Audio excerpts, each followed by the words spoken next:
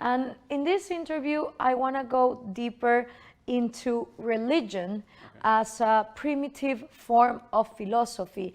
And for people who leave religion behind, what alternatives do they have in the philosophical world as to explore? But also because you went to Brazil, you went to Argentina, you know, Latin Americans tend to be very religious.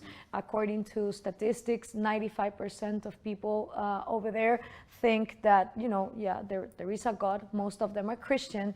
And they regard religion as the highest of all philosophical forms that can exist. So can you explain to us why, first of all, why is religion a form of philosophy, but also why is it a primitive form of philosophy?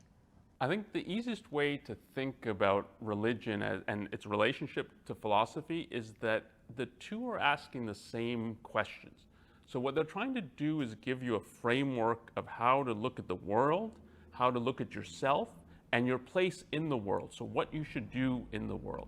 So they, in philosophical terms, what they give you is a metaphysics, an epistemology, and an ethics. And what that means, metaphysics means it gives you a basic view of the world, of reality, of the reality you inhabit.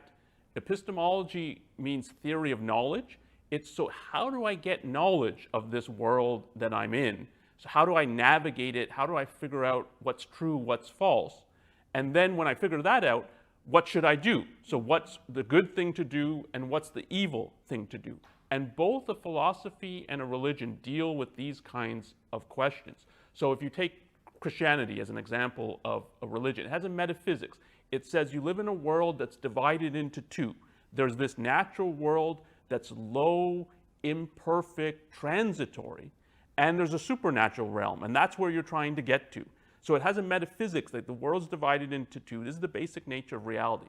Then you ask, like, how do you know this? How do you know that the world's divided into two?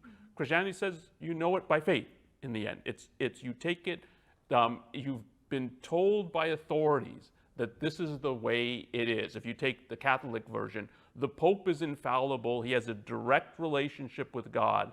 His word, in effect, is the word of God. He tells you this is the way the world is. You're caught in this natural world. It's a world of temptations. It's trying to pull you away from God and from the supernatural realm. That's where you're trying to get back to. It's happiness or fulfillment in the next world. Don't pay too much attention to this world. Okay. Try to resist its temptations.